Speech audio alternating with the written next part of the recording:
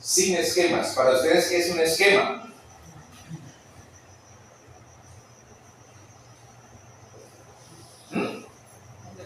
¿Han oído mencionar esa palabra? Pregunto entonces, pues, porque de pronto, no sé. ¿Ah? Esquemas mentales. Ay, hay gente que tiene mucho esquema mental, dice uno. Pero uno debe saber qué es un esquema, ¿no? Un esquema, por ejemplo, un cuadro, un mapa, ¿un qué? Un diseño, exactamente. O sea, que un esquema no es malo, a la final no es tan malo. Futbolísticamente, un técnico hace un esquema y le sirve, pero está dispuesto a cambiar su esquema si de pronto el esquema no funciona.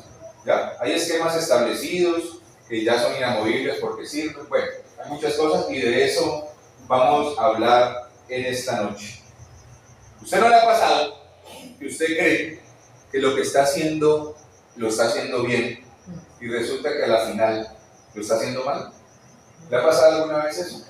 Que usted cree que es la perfección, que su temperamento, su personalidad es una maravilla, y usted cree que está haciendo lo correcto, pero se da cuenta ante tantos testigos que de pronto le rodean, que de pronto el que está fallando es usted.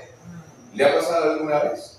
Eso de pronto puede suceder, puede pasar, porque todos los seres humanos tenemos nuestro orgullo, nuestro ego, y siempre pensamos que lo que nosotros decimos o hacemos es lo que está correcto, es lo que está bien. A lo largo de la historia nos han enseñado muchas cosas. Algunos tienen por cultura guardar ciertos esquemas, guardar ciertas teorías que de pronto nuestros ancestros nos han dejado, ¿sí? Por ejemplo, ¿quién me dice para que no me duerma? ¿Quién me dice algo que usted traiga, alguna rutina que usted traiga de sus bisabuelos que le han enseñado a usted y que usted ha seguido en esa tradición? Ese tipo de cosas como de ese estilo, ¿no? Ejemplo sencillo, por ejemplo, una familia de carpinteros, que mi abuelo fue carpintero, mi papá carpintero, yo tengo que ser carpintero y mis hijos yo me anhelo que sean carpinteros, ¿sí? Puede ser una tradición laboral, digámoslo así, puede ser un esquema que se infunde, a lo mejor no es malo, pero qué tal que usted diga, mi papá fue un borracho y yo soy un buen borracho y quiero que mis hijos sean buenos borrachos. También, eso también es cultural, muchas veces, pero tiene mucho más que ver con las herencias de maldición. ¿Y usted por qué toma? Mi papá me enseñó. ¿Usted por qué fuma? Porque mi papá también lo hacía. ¿Sí o no?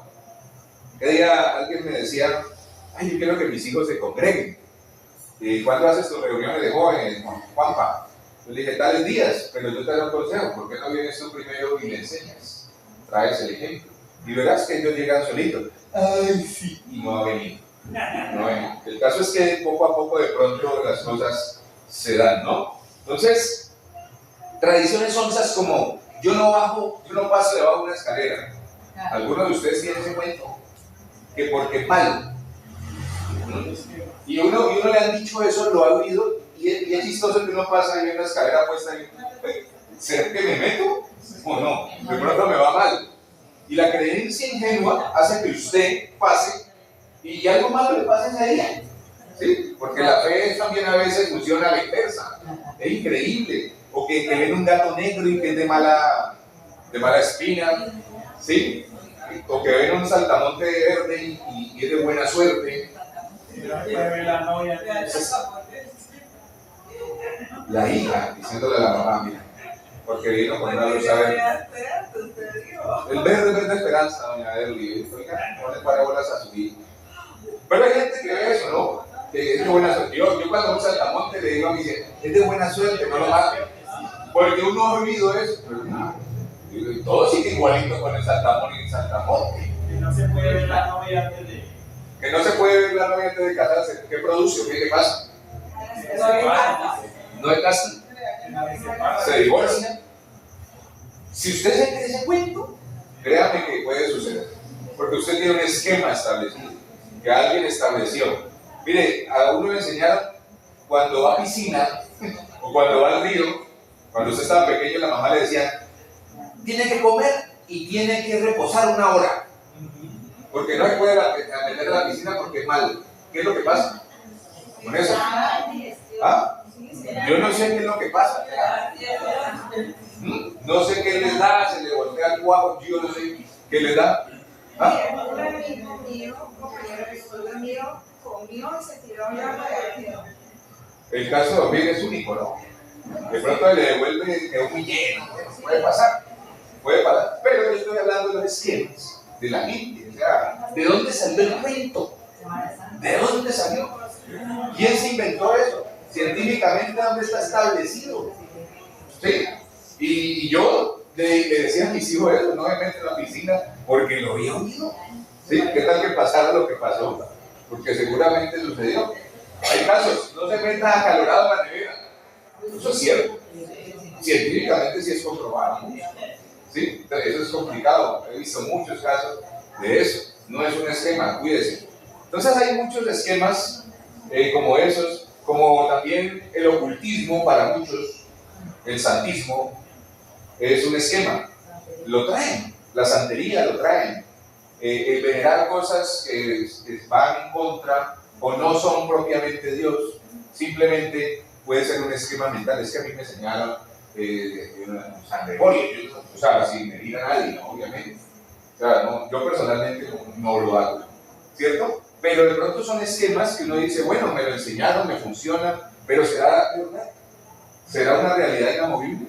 Entonces vamos a descubrir un poquitico, cómo el Señor Jesús nos puede liberar de tanto esquema que hay, de tantas cosas que de pronto creemos que están bien, pero de pronto no están tan bien. ¿Sí? Vamos a ver hasta ahí. Entonces, a veces decimos, así lo hicieron nuestros padres, así lo hago yo, ¿no? ¿Quién de ustedes, levante la mano a las damas, chumbaba a los niños? ¿Todavía lo chumba? ¿Lo chumba? ¿Por qué lo chumba? Para que no caminen a ley. Bueno, hoy en día eso, pues he visto, he oído, he escuchado que ya no es necesario porque no les genera libertad a los niños, la motricidad, es algo muy diferente. Son esquemas, son enseñanzas que hoy, con el pasar de los años, ya se van perdiendo. Y puede que no sea malo la chumbadita, ¿no? Pero yo me pongo, usted, que lo chumben a usted. Usted se desespera, un niño no puede gritar, ¡deschúmbame, mamá! No puede decir, le toca aguantarse. ¡Qué pecado! Y los niños, ¿qué es lo que más hacen? Mover los brazos y mover las piernas. Científicamente no es adecuado, ¿no? No es adecuado. Yo tampoco le voy a decir aquí, desde hoy, dice Juan Pablo Pérez 4:13, que no chumbes. No, tampoco. ¿Cierto? Porque si lo hacen y les da resultado, pues, sí. Pero si el Señor nos despierta un poquito y nos lleva a ver las cosas de una manera distinta, yo creo que sería muy adecuado para nosotros. Sería demasiado adecuado. Entonces, miren, hoy nosotros estamos en la mejor época de la historia. La mejor, la más hermosa, la más maravillosa, porque tenemos tecnología. ¿Sí? En la época de algunas damas de aquí hace años, devuélvanse atrás, aquellas que nacieron por allá en 1918, ¿sí? O 1890. En ese tiempo no había celular. ¿Cómo hacían, no? Yo no me explico cómo hacían. Es más, a mí me tocó una temporada sin conocer el celular y la vida era muy distinta. Hoy tenemos el privilegio, nuestros papás, abuelos no tuvieron esa oportunidad de conocer lo que nosotros estamos conociendo. Pero muchos nos quedamos atrás y no vamos a la vanguardia, no vamos con la tecnología y el desarrollo. Nos quedamos atrás y nos quedamos con un esquema que en ese caso yo voy a decir que es tradicionalista y no es malo. Y podemos conservarlo, vida sin tecnología, vida de tranquilidad, al estilo de Thanos. ¿Saben quién es Thanos? ¿No? Bueno, háganme cuenta que yo nombré a ese hombre. El caso es que es bueno conservar eso, ¿cierto? No es tan malo. Pero muchos se quedan estancados, se pierden oportunidades porque de pronto no hay cambio de mentalidades. Y es importante que lo tengamos nosotros muy, muy en cuenta. Hay otras herencias, tradiciones, como el que me la hace me la paga. En mi familia, vea, nadie nunca me hizo mi pelea. ¿Sí? Y eso se va extendiendo por generaciones. El que me la hace me la paga. Conmigo nadie me mete y con los míos nadie me mete. Y eso es pelea mentida, así haya recibido a Cristo 30 veces en el corazón. Pelea. ¿Sí? Porque viene por tradición. ¿Cómo se solucionan las cosas? Peleando. Muchos son así, tradiciones. Entonces aquí es donde aparecen, también aquí tengo algo. Hay tradiciones hoy en día. Un clavo saca otro clavo. ¿Usted ha oído eso? Las redes están minadas, haciéndole homenaje póstumo a la infidelidad. ¿Sí? Y lo toman como un chiste y hay TikToks, pues, y cosas del celular que lo pillaron. Todo es infidelidad. Es increíble, ¿no? Lo que eso muestra. Y puede ser una tradición. Un clavo saca otro clavo. Usted no me sirvió, aprender algo mejor. Puede pasar. Ya, algunos hacen, uy, sí. ¿Ya? Otra cosa, el trato a los hijos. También se puede de generación en generación traspasar. Si a mí me trataron mal, yo a los míos los trato mal. Porque doy de lo que yo recibí. Hay algunos que dicen, nunca jamás voy a darle a mis hijos lo que yo recibí. Uno se pone a hablar a veces con las personas ya adultas, las que traspasan las barreras de los 70 y 80, ¿sí? Y le cuentan a uno cómo eran los castigos, ¿sí? Y eso era muy diferente. Hoy en día no. Hoy en día una mamá ya no castiga al niño, dialoga con el niño. Así tenga 1 añito, 2 añitos, y se para y dice, mi amor, ¿por qué estás tan rebelde? En el otro tiempo no. Si usted estaba rebelde, chancla, rama, mano en la plancha, mano en la estufa, ¿sí? Calzaba 38 y lo metían en unos zapatos 17 llenos de maíz. ¿No? Eso no existía. Lo hacían arrodillar en arroz. Bueno, muchas cosas horribles que a uno le cuentan. Le daban con el cable de la plancha, si es que tenían plancha.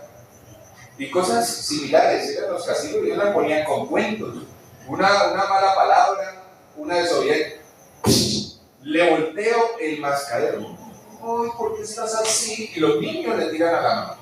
Hoy en día eso se ve. ¿Sí o no? Entonces podemos venir con esos esquemas de mano dura también. Y es que a mí me enseñan. ¿Será que se puede cambiar? Claro que sí. Entonces, aquí aparece la palabra esquema mental. Los esquemas mentales se ven mucho en la religión, ¿sí? En el cristianismo o en cualquier dogma, en cualquier etnia, en cualquier situación, se ve mucho la religiosidad. Religiosidad no tiene que ver con Dios exclusivamente, porque los asesinos religiosamente matan. ¿Sí me hago entender? O sea, es una actividad que hacen constante, que se vuelve algo ya que hace parte de su vida diaria, ¿sí? Religiosamente yo voy al gimnasio, puede decir. Religiosamente yo voy a trabajar. Es una actividad continua que se hace constantemente. Entonces la religiosidad, hablando en ámbitos espirituales, nos lleva a guardar muchas cosas que de pronto estamos haciendo mal. Y hemos hablado en muchas reuniones del tema. Cuando somos enjuiciadores, cuando somos criticadores, cuando somos señaladores. Y nos volvemos señaladores porque conocemos algo de ley. Porque si vemos que alguien está transgrediendo la ley, nos ponemos un manto de enjuiciador que nadie nos prestó, nos lo robamos de algún lado y empezamos a hacer eso, caemos en religiosidad y se convierte en un esquema en mi vida. Fulanito está en pecado, no me junto con él, fulanito está mal, le va a ir mal. Y nos esquematizamos en ese tipo de cosas y resulta que eso no es así. ¿Qué es un esquema? Ya lo hemos dicho, pero vamos a verlo según Wikipedia, según Google. Yo que ahorita ya la busca, pero aquí se lo va a leer. Dice, marco de conocimientos y conceptos que nos permiten interpretar información que condiciona la forma de entender lo que nos rodea. Y eso influye en nuestras emociones. Lo voy a volver a repetir o a decir.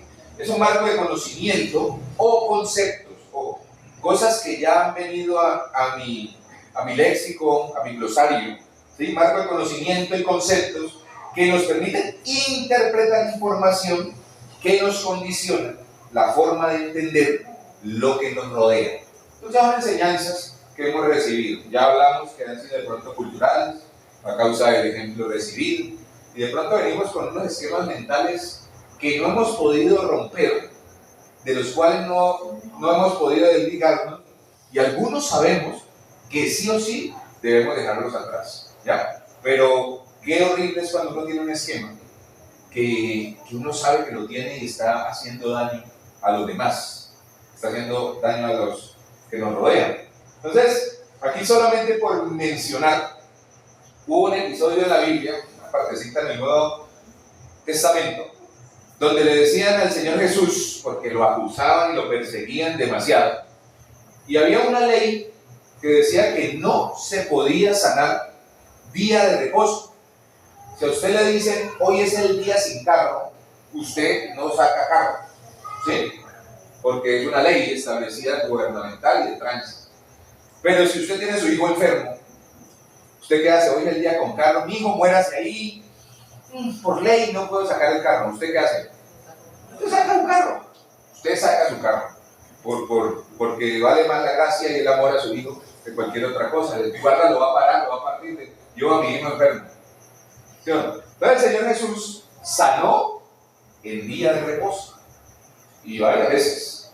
Entonces rompió un esquema. Eso le causó un problema increíble con los fariseos, con aquellos que eran los que llevaban la ley del pueblo. Le causó un problema serio, pero ellos decían, no, es que vale más la vida de esto, ¿sí o no? Y se puede hacer. Entonces el Señor Jesús empezó a romper esquemas, por eso lo crucificaron, por eso lo mataron, porque no se ajustaba al prototipo o al esquema legalista que había en la época. ¿Vamos bien hasta ahí, niños? Bueno, no se vayan a dormir, ¿sí? Entonces, obviamente, hay muchas cosas en las cuales necesitamos un esquema. Por ejemplo, usted va a un curso, una clase, todo tiene como cierto orden para hacer. Tiene un esquema para hacer. Usted va al colegio, le enseña matemáticas, tiene una forma para hacerlo, para hacer las operaciones. Y como lo mencionaba al principio de la introducción, un plano, un mapa. En fútbol, ¿cuál es el máximo esquema del fútbol? Ustedes son futboleros, para organizar una alineación.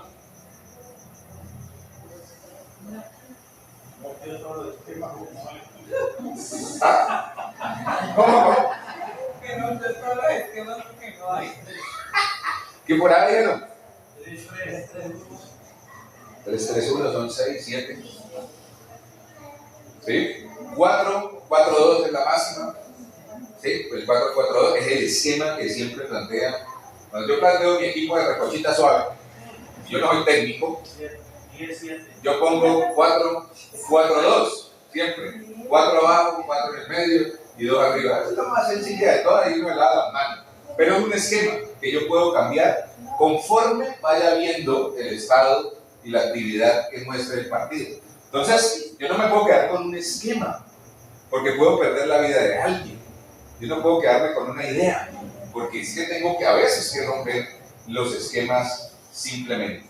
Romanos 12:2, yo le invito a que vaya a la Biblia, pero a la Biblia virtual, y la busque, Romanos 12:2, en la Biblia Dios habla hoy. ¿Sí? Que dice, si no la quiere buscar, porque usted tiene un esquema de que usted no abre Biblias virtuales, entonces dice, cambia tu manera de pensar para que cambie tu manera de vivir. Sencillo, ¿sí? Si usted quiere puede mandar a enmarcar esa frase, la pega en el baño, la pega en la sala, donde quiera, pero eso debe ser un estandarte en mi vida. Cambie su manera de pensar para que cambie su manera de vivir. La mente es algo que necesita transformación. Ustedes ven noticias a veces, ¿no? Nosotros aquí pues tenemos nuestras tradiciones culturales con respecto a la comida. Nosotros aquí comemos carne de vaca, delicioso, ¿no? Pero no hablamos de comida porque me da hambre. El caso es que, por ejemplo, en la India, están llenos de vacas. ¿Y qué hacen con las vacas? La veneran. Son santas, son dioses. Se cree que son dioses encarnados, familiares, encarnados, y por eso no se come. La gente flacuchenta, muerta de hambre y con la comida caminando. Es un esquema cultural tradicional de una nación, ¿sí o no? Entonces es complicado el tema. Y uno que vaya para allá, por ejemplo, uno que le gusta jugar pues a mí me tocaría sacrificar un bufalito. Algo haría. Tal vez me meterían a la cárcel, ¿no?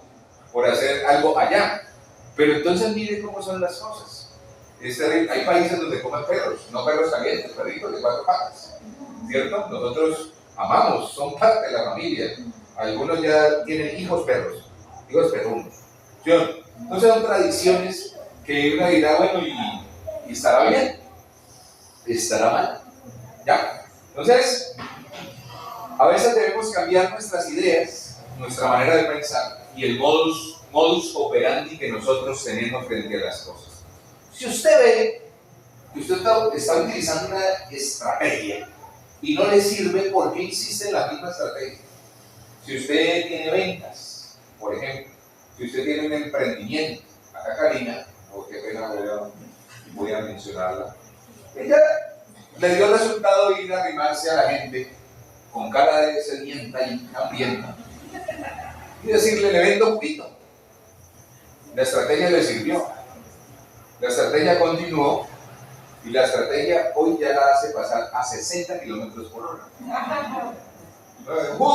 Ya por allá parece el de Mazamorra, bien brilla. Cuando uno ya baja la escalera ya han saltado algo. Mentira, usted va a andar suave, no cae. Pero entonces la estrategia ha servido porque te ha llevado a crecer y has visto que te lleva a crecer. Por ejemplo, en nuestro negocio, y esto me lo cuento, pues ustedes son amigos míos, les puedo contar intimidades de negocio. Se han montado muchas empresas similares y pues algunas se han sostenido y gracias a Dios oramos por ellos. Pero hay una clave muy particular en que se sostenga el negocio y es siempre mover las redes sociales. Eso es lo que vende, las redes sociales. Y las clientas, porque nosotros son clientas, la gran mayoría, están pendientes a lo que se suba. Si hay una novedad, inmediatamente preguntan. Y si suben cosas que de pronto hace días no le suben, compran. Y si llegan productos nuevos, se sube a la red social y compran. Esa es la gran ventaja de un negocio, ¿ya? Y la estrategia que sí sirve. Pero si usted ve que de pronto va y se para, allá por ejemplo, nunca le digo yo dónde, en Cincuentenario, en el último mango, y pone un negocio de limonadas, y se sienta ahí, y no tiene ni siquiera letrero de limonada, ¿quién le va a comprar? Entonces, y la gente espera que le compren y que le vaya bien, y se están unos días ahí y ya quebró, o cerró, porque no le fue bien. Pero es que falta mejorar el modus operandi muchas veces, para que las cosas empiecen a suceder, obviamente, en nuestro favor. Vamos a Segunda de Reyes, para que vamos a la palabra de Dios. Esto lo compartí muy por encima hace unos días. Segunda de Reyes, esto está en el Antiguo Testamento. Segunda de Reyes 20.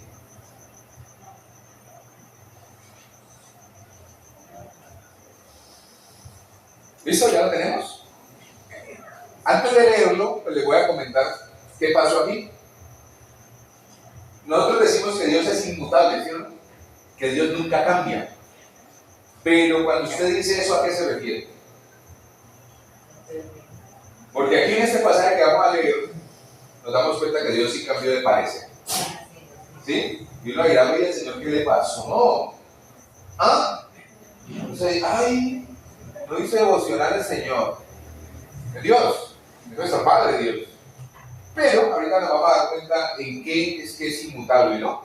Dice que en aquellos días Ezequías cayó enfermo de muerte. Y vino a él el profeta Isaías, hijo de Amós, y le dijo: Jehová dice así, o sea, Dios lo envió. Échele gafa, échele oído a lo que dice el mensaje. Ordena tu casa porque morirás. Qué horrible que le digan a uno eso. Hablando de otras cosas, ¿no? ¿Qué le gustaría? ¿Ah? Mírese debajo del pie, ahí tiene la fecha de vencimiento. Sería bueno, ¿no? ¿Sería bueno uno saber su fecha de caducidad? No sé. ¿Qué tal que usted tenga que nació y al otro día está bebé no me da cuenta? Bueno. Entonces, dice, ordena tu casa porque morirás y no vivirás.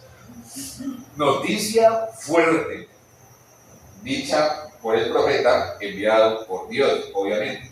Entonces él, refiriéndose a Ezequías, dice, volvió su rostro a la pared y oró a Jehová y dijo, importantísimo lo que hizo este señor ahí, para que lo tengamos en cuenta ahorita. Te ruego, Jehová, te ruego que hagas memoria de que he andado delante de ti en verdad y con íntegro corazón, y que he hecho las cosas que te agradan. Y lloró Ezequías en gran lloro. ¿Sí? Ay, Señor, no he sido bueno, ¿no? A veces dice cuando las cosas de pronto no van bien, mira que yo no pateo a los perros, yo ayudo a los viejitos. Uno dice, ¿sí? Para que Dios como que cambie de pronto el diagnóstico, que cambie la situación, ¿sí? Porque a veces hay una realidad, estamos viviendo una situación y oramos para que Dios la cambie, ¿sí o no? Pero tal vez la situación no viene de parte de Dios, no viene de parte de Él, simplemente ocurrió, o simplemente una consecuencia de algo que viví o hice. ¿Me hice entender ese pedacito? Excelentemente. Aquí sí venía de Dios, era ya decisión de Él. Vaya a diga a Ezequías que va a morir el viejo, le dijo. Y Isaías, pues muy obediente, pues le comentó que causó lloro contra la pared. Yo me imagino que era azotado, no sé, pero contra la pared. Y mira lo que dice el 4. Y antes de que Isaías saliese hasta la mitad del patio, vino palabra de Jehová a Isaías diciendo, vuelve. Ahí cambió de opinión Dios, mire. Ahí cambió de opinión el Señor. Vuelve, Isaías, y dile a Ezequías, que es príncipe de mi pueblo, así dice Jehová, el Dios de tu padre, de David tu padre. Yo he oído tu oración. Mire cuán importante es esto, hijitos de Dios. Oración, ¿sí? Oración. Dice, y he visto tus lágrimas. Ruego. Cuán importante es. He aquí, yo te sano. Al tercer día subirás a la casa de Jehová y añadiré a tus días, ¿cuánto? 15 años. Más ya iba a paletear, ya iba a morir. Era el momento del deceso. Pero no dice que se arrepintió, de que antes resaltó todo lo bueno que había hecho. ¿Y qué hizo Dios? ¿Y qué pasó en el corazón de Dios? Hubo un cambio de actitud. ¿Será que el Señor ese día estaba en desequilibrio emocional? No, es Dios soberano, que simplemente oyó una oración que conmovió su corazón y hizo que su voluntad se moviera al favor de Ezequías. ¿Será que Él no puede hacer lo mismo con nosotros? Sigue siendo Dios. Es inmutable. Dios nunca cambia en su misericordia y en su amor. Esto es misericordia, esto es gracia, esto es amor por Ezequías. ¿Cuántas veces nosotros de pronto hacemos lo contrario o hacemos cosas indebidas ante una situación? El diagnóstico de muerte es terrible, pero ¿qué hace uno? Se vuelve a Dios, se vuelve a Él en oración. Y aquí vemos que el Señor puede cambiar las cosas. Él hubiera podido decir, ¡ay sí! ¡Ay! ¡Oh! Y se hubiera podido deprimir.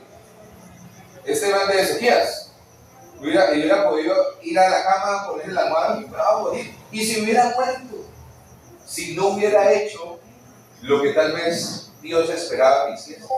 ¿Cuántas veces la gente se deprime, se encierra y se deja morir?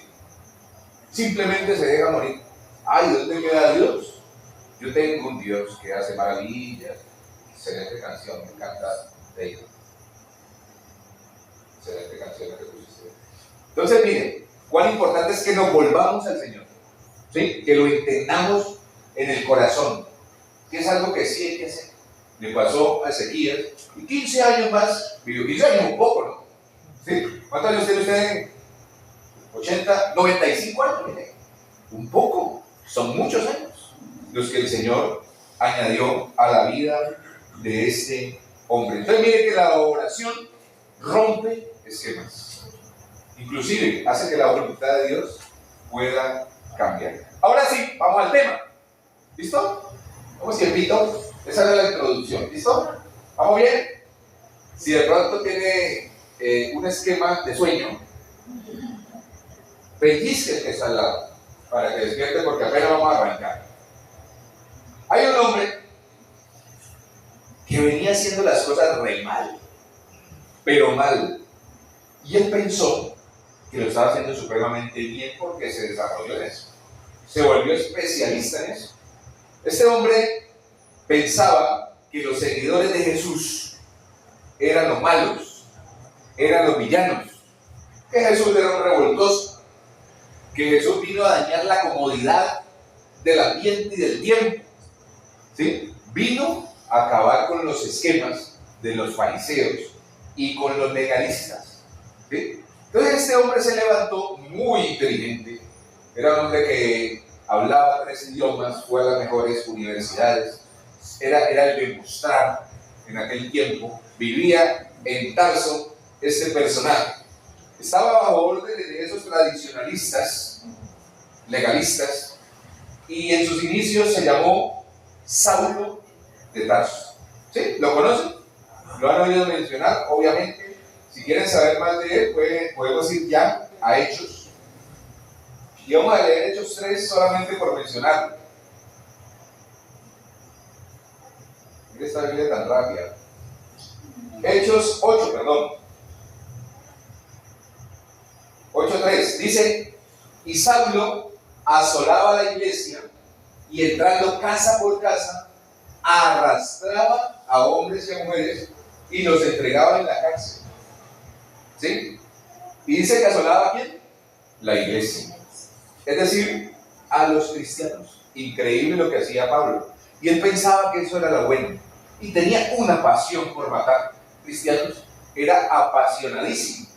Tal vez con su propia mano no lo hacía, pero era el actor intelectual de los homicidios y de los encarcelamientos. Pablo. Luego dice, uy, ¿cómo hizo eso? Terrible. Pero tenía un esquema que simplemente lo estaba gobernando. Estaba bajo el dominio de esos tradicionalistas legalistas que eran los fariseos, ¿no? Pero miremos lo que sucede, y vamos más adelante, que en lo que a mí respecta, es un milagro que nosotros no tenemos en cuenta en la Biblia. Está el milagro de Lázaro, del ciego de nacimiento, ¿sí? Del cojo, desde la mano seca, desde el flujo de sangre. Bueno, hay muchos milagros, pero este me menciona que para mí es un milagro y vamos a ver por qué. ¿Ya? Dice en Hechos 9, dice que Saulo, respirando aún amenazas y muerte contra los discípulos del Señor, vino al sumo sacerdote. Me llamó mucho la atención que respiraba amenaza. ¿Cómo vería, no? Como un toro. Respiraba odio, man. Era increíble como estaba, tenía, ¿saben? Eso, así lo amo. Respiraba amenazas. Y la Biblia es muy, muy literal, muy puntual para mencionar ciertas cosas, ¿no? Entonces respiraba como odio hacia los cristianos. En el 2 dice: pidió cartas para las sinagogas de Damasco a fin de que si hallasen algunos hombres o mujeres de este camino, los trajese presos a Jerusalén. Se iba a ir de su lugar donde él hacía sus cosas y pidió cartas para que dejara matar o encarcelar a otros si encontraba el camino. Además tenía una visión clara de matar cristianos, ¿sí? Impresionante. Este hombre sí que era estratégico, tenía estrategias y él, como sea, tenía que cumplir su cometido. A veces pasa que queremos cumplir el cometido y no es lo correcto. ¿Ya? En el tercero, que es el mejor pasaje de este capítulo, dice: mas yendo por el camino, aconteció que al llegar cerca de Damasco, repentinamente le rodeó un resplandor de luz del cielo. Nunca se imaginó que ese día, con tanta estrategia en la mano, se le iba a aparecer nada más y nada menos el mismo Espíritu Santo del Señor Jesús. Se le iba a aparecer. Dice que luz le resplandeció. Esto nos lleva a entender algo. ¿Hace cuánto no tenemos nosotros ese encuentro con la luz? Ese encuentro con Jesús. Y es algo que después de que hoy salgamos de aquí, quiero que nos llevemos en el corazón. Es algo que sí o sí tenemos que lograr. Tener ese encuentro personal con el Señor Jesucristo, con el príncipe de paz. Dice, o qué le ocasionó el resplandor. Cayendo en tierra, voy por el 4, oyó una voz que le decía, Saulo, Saulo, ¿por qué me persigues? Lo confrontó, obviamente, el Señor. Él mismo le salió al encuentro. Y esto es una historia de amor en medio de tanta sangre derramada, en medio de un hombre que tal vez humanamente no merecía absolutamente nada ante los ojos atónitos de los cristianos y aún de nosotros mismos, ¿sí o no? Pero salió el Señor Jesús a confrontarlo y a decirle eso. El 5º versículo dice, Él dijo, ¿quién eres, Señor? Él sabía que había un Dios. Y por eso él tenía la duda, ¿será que este es el Dios que yo sirvo? Porque él aparentemente estaba defendiendo a Dios matando a los cristianos, porque ese era un usurpador. ¿Me hago entender? Entonces él de todo modo preguntó, ¿quién eres? Dios. Tuvo la duda, pero no sabía que en rojito está. El Señor le dijo, yo soy Jesús, a quien tú persigues, sonso. Debería decir ahí, sonso, ¿cierto? Pero lo dice. Dura cosa de dar voces contra el aguijón. ¿Qué es eso de dar voces contra el aguijón? Dice allí que hace referencia a quien va en contra de la razón o a un gran poder al que trata de resistir una fuerza invencible. ¿Sí? Le estaba diciendo usted, ¿por qué es tan terco, hermano? ¿Y por qué se mete conmigo si nunca me va a vencer?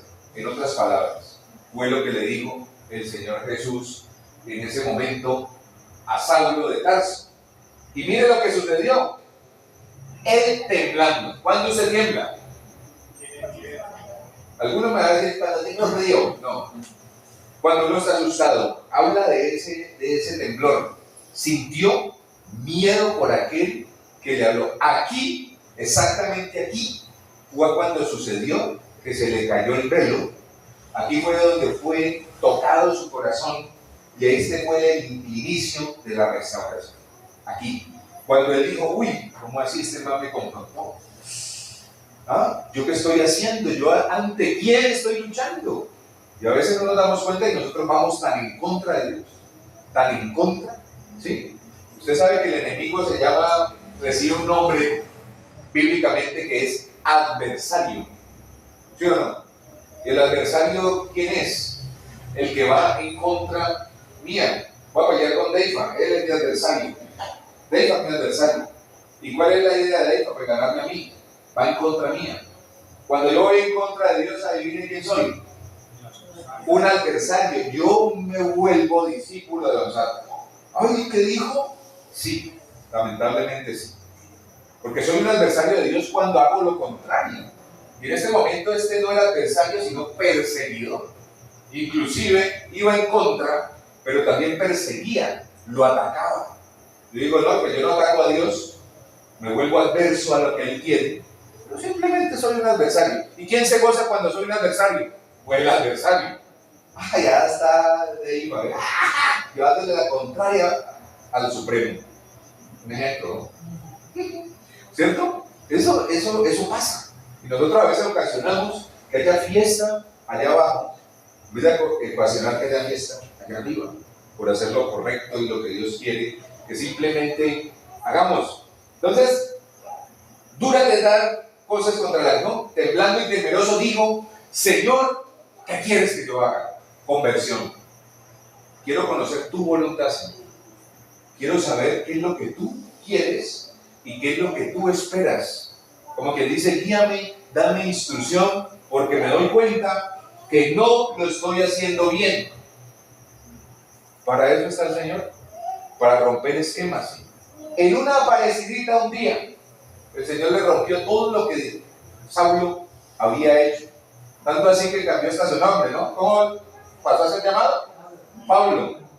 Dice el Señor inmediatamente, ni corto ni perezoso, le dijo, levántate, entra en la ciudad y se te dirá lo que debes hacer. Cuando hay un corazón así, que ha tenido un encuentro sobrenatural con Dios, está dispuesto a recibir la dirección. Líder, es que yo no sé qué hacer. Dígame qué hago. Yo no sé qué hacer. Falta encuentro sobrenatural con el príncipe de paz. falta encuentro sobrenatural con Dios, falta encuentro sobrenatural con el Espíritu Santo, para que Él mismo te diga, levántate y ve y haz lo que yo te ordeno que hagas. ¿Sí? Entonces a veces uno no sabe para dónde coger, uno no sabe qué hacer. ¿Cómo entonces está mi vida con respecto a la luz? Aquel que disipa tinieblas, aquel que quita velos, aquel que quita ceguera, aquel que derriba esquemas mentales. Dice el 7, y los hombres que iban con Saulo se pararon atónitos, oyendo a la verdad la voz, mas sin ver a nadie. Entonces, para Pablo era algo palpable que él veía al Señor Jesús y la luz. Los otros no veían, mas oían la voz del Señor. ¿Sí? Increíble, ¿no? Saulo se levantó de tierra abriendo los ojos, no veía a nadie, así que llevándole por la mano le metieron nada más. Donde estuvo 3 días sin ver, y no comió, y bebió. ¿Qué es eso? Ayuno. Primer ayuno de Pablo. Sí, se lo ocasionó el Señor. La semana pasada hubo 3 días de ayuno, ¿no? Algunos vinieron a tiempo. Y no quiero preguntarles cuál fue la intención de su ayuno. Tal vez algunos vinieron porque alguna situación difícil estaban atravesando. Y simplemente necesitaban ver la respuesta de Dios. Pablo fue llevado a ayunar. Y esa debe ser algo que nosotros debemos hacer. ¿Sí? Una iglesia cristiana que no ayuna es muy difícil que crezca, que su vida se rompan esquemas, que se rompan herencias, si no hay un ayuno. 3 días sin beber y comer. Dios llevó a Pablo a eso. Y después vemos que ahí, exactamente después de 3 días del encuentro con el Señor, las cosas empezaron a suceder. De ahí nadie paró a Pablo en servirle al Señor. Y usted se da cuenta, es de los mejores discípulos, por no decir que es el mejor discípulo, que tuvo Jesús sin haber compartido siquiera con él físicamente. Solo un encuentro con el príncipe de paz, una mañana le bastó. Entonces, hijitos de Dios, ¿cuál es la aplicación ya para que terminemos? Aquí. El encuentro con Dios o con Jesús nos lleva a cambiar nuestra manera errada de pensar. ¿Sí? Y simplemente nos lleva a romper cualquier esquema mental que nosotros tengamos en nuestra vida. ¿Qué es lo práctico? Volver, como hizo Ezequías. Me volví a Dios, oré y lloré. ¿Sí? ¿Qué hizo Pablo? Obedeció inmediatamente. 2 cosas: volver y obedecer. No hay más, hijito de Dios. Es lo único que nosotros necesitamos. Y esos esquemas que hablábamos al principio, tal vez están ahí, tal vez te hacen daño, tal vez no. Pero oremos al Espíritu Santo que nos muestre lo correcto, el camino que debemos tomar, qué debemos hacer, y que simplemente nos regale la mente de Cristo. Esa es la petición en esta noche.